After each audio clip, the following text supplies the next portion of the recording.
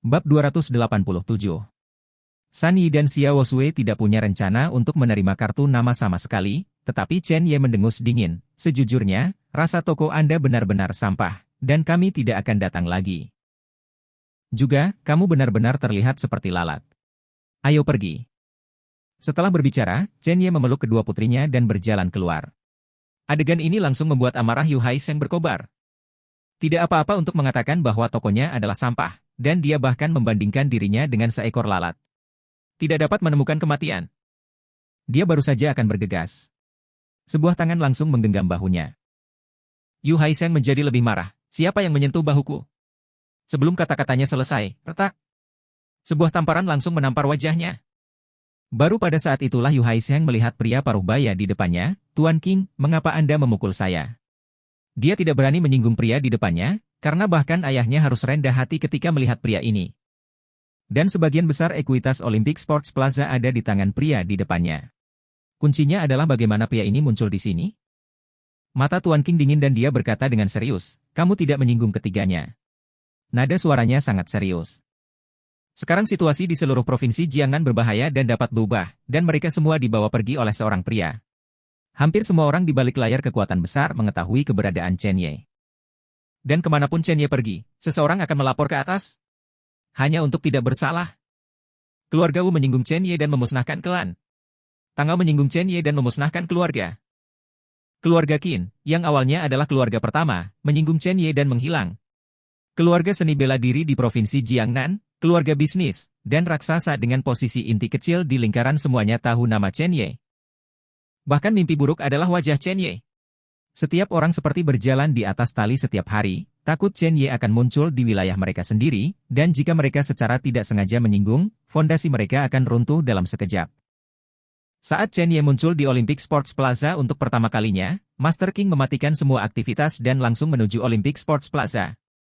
Matanya menatap Yu Haisheng, dan satu tangan menggenggam leher Yu Haisheng, bertanya, aku bertanya padamu, apakah kamu menyinggung pria itu?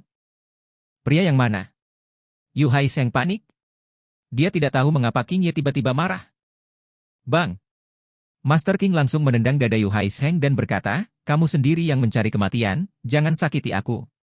Aku akan bertanya lagi, apakah kamu telah menyinggung kedua wanita dan satu pria itu? Terutama pria itu? Yu Haisheng tertegun sejenak, dan badai melonjak di hatinya, mungkinkah ketiga orang itu adalah orang-orang besar? Terjebak. Master King menampar dan berkata dengan penuh semangat, apa yang baru saja dikatakan pria itu kepadamu? Katakan padaku setiap kata. Cepat. Mereka bilang makananku tidak enak, dan bilang aku, lalat, kata Yu Haisheng. King Ye menyadari sesuatu, dan matanya menjadi dingin. Sial. Kemari, seret benda tanpa mata ini ke bawah. Jika Lao Su dibunuh olehmu, keluargamu tidak akan mau hidup. Yu Haisheng panik, dan sebelum dia mengatakan apa-apa, dia diseret oleh dua orang di belakang King Ye. Tidak mungkin baginya untuk berjuang. Begitu mereka bertiga meninggalkan Olympic Sports Plaza, sebuah suara tua tiba-tiba meledak di telinga Chen Ye. Nak, kamu sedang diikuti. Suara apa? Chen Ye berhenti dan tiba-tiba bereaksi. Suara ini datang dari kuburan reinkarnasi. Ini orang tua berjubah hitam. Chen Ye melihat sekeliling dan tidak menemukan apapun. Apa yang tidak dapat Anda temukan? Orang ini sangat pandai bersembunyi, dan kuncinya adalah selalu menjaga jarak yang cukup dari Anda. Apalagi Anda, bahkan orang yang 2 tingkat lebih tinggi dari Anda mungkin tidak dapat mendeteksinya. Orang ini memiliki aura mencekik yang sangat kuat, dan aura membunuh di tubuhnya sangat berat. Jika tebakanku benar, dia ada di sini untuk membunuhmu. Hanya ada satu orang di sisi lain, dan dia mulai mengamatimu di siang hari. Kekuatannya jauh lebih kuat darimu. Jika aku jadi kamu, aku akan pergi kepadanya. Orang ini adalah pilihan terbaik untuk mengekstraksi tebasan haus darah.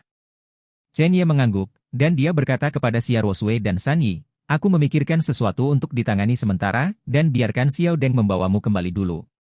Keduanya menatap Chen Ye dengan heran, dan mengangguk, oke. Chen Ye memasukkan mereka berdua ke dalam mobil, dan pada saat yang sama membiarkan Ye Lingtian mengirim seseorang untuk menonton secara rahasia, dan kemudian matanya jatuh ke sudut pada jam 10. Dengan senyum di sudut mulutnya, dia mengulurkan tangannya dan diam-diam membandingkan jari tengahnya. Sekarang, seorang pria 100 meter meletakkan teropongnya, matanya penuh kengerian. Dia ditemukan. Bagaimana bisa? Dia memburu pembangkit tenaga listrik yang tak terhitung jumlahnya, dan pembangkit tenaga listrik itu jauh lebih kuat dari target di depannya. Tidak ada yang menemukan keberadaannya. Tapi apa yang terjadi dengan jari tengah di depanku? Perasaan bahaya yang tidak nyaman menghampirinya. Indera penciumannya yang profesional memberitahu dia bahwa anak itu lebih berbahaya daripada yang dia kira. Apakah yang dikatakan Fang Dongcheng benar? Dia mengambil teropong lagi untuk melihat Chen Ye, tetapi menemukan bahwa pihak lain telah pergi. Tiba-tiba, hawa dingin yang sedingin es langsung menembus. Wajah pria itu sangat berubah, dan dia melemparkan teleskop di tangannya tanpa sadar. Terjebak. Teleskop berubah langsung menjadi bubuk. Cahaya dingin masih ada. PFFT. Sebuah anak panah hitam menggesek langsung ke pakaiannya. Noda darah dangkal muncul di lengan kanannya. Ding. Anak panah itu dipaku langsung ke dinding, bergetar terus-menerus. Pria itu melirik lukanya, dan kemudian matanya tertuju pada anak panah yang berlumuran darah. Ekspresinya sangat aneh. Karena panah itu adalah panah darah Istana Plum Darah. Hanya ada 10 buah di aula Plum Darah. Bagaimana kuncinya bisa muncul di sini? Mungkinkah orang-orang dari Istana Plum Darah berurusan dengannya? Mustahil. Pada saat ini, sebuah suara dingin terdengar, biarkan aku menebak siapa kamu, Biro Seni Bela Diri Huaxia. Keluarga Jing Cheng Jiang. Atau Istana Plum Darah. Pria itu melihat ke sumber suara dan melihat seorang pria muda yang dingin dan sombong. Chen Ye. Pada saat ini, mata pria itu menyusut hingga ekstrim. Dia tidak tahu bahwa anak ini begitu cepat. Hanya butuh 7 detik dari menemukan diri saya untuk muncul di depan saya. Bagaimana bisa lawan kuncinya memiliki intuisi yang begitu tajam? Hal yang sama berlaku untuk pembunuh top Cina. Sebelum dia menyadarinya, dia berubah dari seorang pembunuh menjadi target. Anti perburuan. Bagaimana kamu bisa memiliki panah darah? Suara acuh tak acuh pria itu terdengar. Pedang pembunuh naga muncul di tangan Chen Ye, dan berkata dengan ringan, sepertinya kamu adalah pembunuh nomor 1 yang dikirim oleh Istana Suemei. Aku punya beberapa harapan untukmu, tapi sekarang sepertinya itu tidak lebih dari itu. Pria itu mengulurkan tangannya, menyeka luka di lengannya, dan kemudian menjilat jari-jarinya yang berlumuran darah. Sudah lama sejak saya berdarah, Anda adalah yang pertama dan akan menjadi yang terakhir.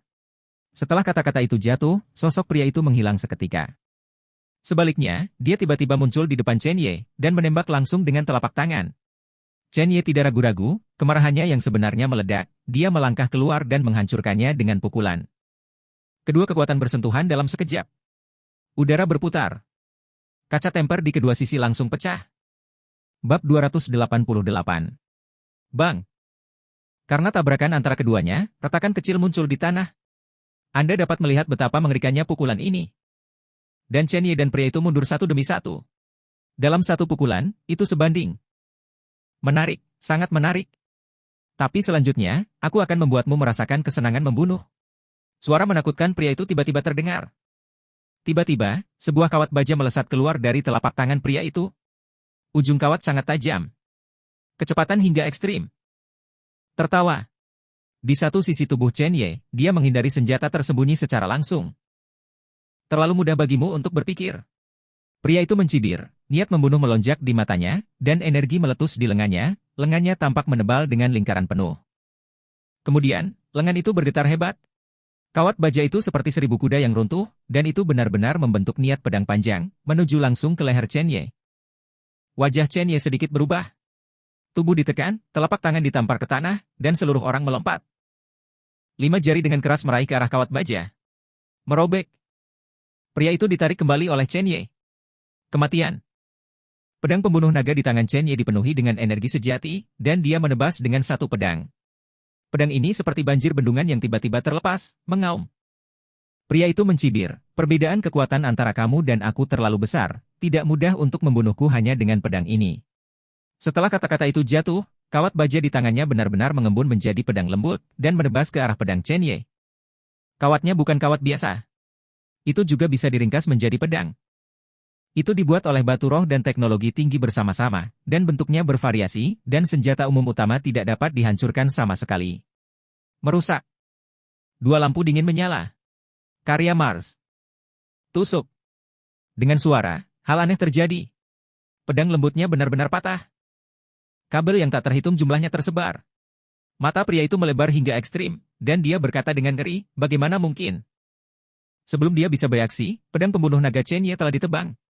Niat pedang penghancur merobek udara, seperti pedang para dewa. Orang-orang itu dengan cepat mundur satu demi satu. Meski begitu, pakaiannya terkoyak oleh niat pedang yang kejam. Pria itu melirik pakaiannya dan tersenyum. Ini pertama kalinya seseorang membuatku sangat malu, tapi permainannya harus berakhir. Apakah Anda tahu seberapa kuat saya, dan di mana saya berada di peringkat Grandmaster Huaxia? Anda tidak memenuhi syarat untuk mengetahuinya, tetapi saya baru saja membunuh pembangkit tenaga listrik peringkat 30 sehari sebelum kemarin. Apa yang Anda lawan saya? Detik berikutnya, ada ki hitam yang tak terhitung jumlahnya mengelilingi pria itu. Tubuhnya tiba-tiba menjadi sedikit lebih besar, dan ki hitam menembus matanya, dan niat membunuh yang dingin menutupinya. Chen Ye terkejut, baru saja akan memulai, ketika sebuah suara datang dari kuburan reinkarnasi. Ini adalah wajah asli orang itu. Seni bela diri orang ini juga membunuh. Sekarang tidak mudah bagimu untuk menghadapinya, dan semakin kuat dirimu, semakin dia membunuh, dan semakin menakutkan kekuatannya. Saya tidak berharap Xiao Huaxia masih memiliki ini. Keberadaan metode rahasia itu menarik. Chen Ye maju selangkah, melepaskan niat membunuh dengan pedang pembunuh naga di tangannya, dan menyapu ke arah pria dengan cahaya hitam kematian. Gerakan pedang ringan dan tidak menentu, tampaknya acak, tetapi mengandung niat dan kekuatan membunuh yang tak terbatas. Merusak. Melihat Sword Intent hendak menyentuh pria itu meraung. Sebuah pisau pendek hitam muncul di tangannya. Dengan sapuan pisau pendek, energi pisau bergejolak. Ding. Suara renyah datang, seolah-olah melewati tahun-tahun kuno, dan seolah-olah itu berasal dari suara dari luar langit, memberi orang perasaan ilusi dan berat. Pedang berpotongan, dan cahaya pamungkas meledak dari persimpangan, seperti matahari yang menyilaukan, sangat menyilaukan. Lapisan gelombang udara tak terlihat bergegas menuju sekitarnya, mengamuk di mana-mana, dan semua benda hancur berkeping-keping. Chen Ye benar-benar mundur 3 langkah. Kekuatan lawan telah meningkat lebih dari 5 kali. Senyum muram pria itu terdengar. Aku ingin kamu mati, kamu harus mati. Ingat, kamu mati di tangan merah kuil Suemei. Aku merah. Merah darah. Jelas merah adalah nama kode pihak lain. Detik berikutnya, pria itu telah muncul di depan Chen Ye. Pisau pendek di tangannya menarik busur kematian di udara. Energinya meledak. Dia menebas ke arah Chen Ye tanpa ampun. Pisau ini, begitu jatuh, hanya ada satu kemungkinan. Mati. Pada saat kritis ini, sebuah suara terdengar di benaknya. Cara pembantaian, Anda dapat memadatkan jari-jari Anda dan mematahkan pedang, dan menggunakan tinju Anda sebagai senjata. Jantung pembantaian tidak takut pada segalanya. Anda mengendalikan hantu naga darah, dan Anda dapat menggunakan ini sebagai senjata. Untuk membunuh orang ini, 5 jari. Ditambah tebasan halus darah, itu sudah cukup. Pada saat ini, Chen Ye tampaknya tercerahkan. Dia lebih mengerti cara membunuh. Iblis darah yang sangat kuat langsung menyembur keluar dari tubuhnya. Kejahatan darah tampaknya telah membentuk naga darah. Membungkus lengan Chen Ye. Di tangan Panlong, ada kematian tapi tidak ada kehidupan. Detik berikutnya, Chen Ye tiba-tiba bergerak. Pegangan sengit pada pedang pembunuh itu. Dari sudut pandang pria itu, Chen Ye hampir mendekati kematian. Dia bahkan mencoba menahan niat pedangnya dengan tangannya. Apakah orang ini mencari kematian? Belum lagi tangannya, bahkan jika sebuah batu berdiri di depannya, itu pasti akan hancur berkeping-keping. Mati. Kecepatan pisau pendek semakin cepat, dan cahaya dingin tampaknya mendistorsi seluruh ruang. Kematian dingin menyebar. Bergemuruh. Segera setelah ledakan guntur, satu demi satu, debu memenuhi langit, dan bumi mulai bergetar. Tangan Chen Ye bertabrakan dengan pisau pendek yang menakutkan, dan percikan panas meledak, membawa suara gesekan yang tajam dan keras. Detik berikutnya, gambar tampak membeku. Mata pria itu penuh kengerian, karena pisaunya dipegang erat oleh satu tangan. Tidak ada istirahat. Tidak ada darah juga. Begitulah cara itu diadakan. Tidak hanya itu, dia sepertinya mendengar raungan naga dari telinganya. Samar-samar, tangan Chen Ye tampaknya telah berubah menjadi naga darah, dan mulut ganas naga darah itu terbuka, menggigit pisau pendek dengan kuat. Gas pisau menghilang. Semua kekuatan diserap oleh naga darah. Bagaimana bisa? Kamu bukan satu-satunya yang tahu cara membunuh. Dan, jelas, cara membunuhmu tidak berbeda dengan sampah di mataku. Retak. Dengan suara, hantu naga darah meraung. Pisaunya langsung patah. Wajah pria itu pucat, ketakutan tanpa henti, seluruh tubuhnya bergetar, dan dia mundur selangkah tanpa sadar. Matanya tertuju pada Chen Ye di depannya. Dia menemukan bahwa Chen Ye tidak sendirian. Ada naga darah ganas di belakangnya. Naga darah memancarkan aura yang sangat menakutkan. Dingin. Asfiksia. Membunuh. Seolah-olah dia bisa ditelan hanya dengan satu pandangan. Kamu siapa? Penyebaran ketakutan menyebabkan pria itu terus mundur, kemanapun dia lewat, jurang yang dalam tercetak, dan jejak kaki terbenam dalam di dalamnya. Ini adalah tekanan naga darah.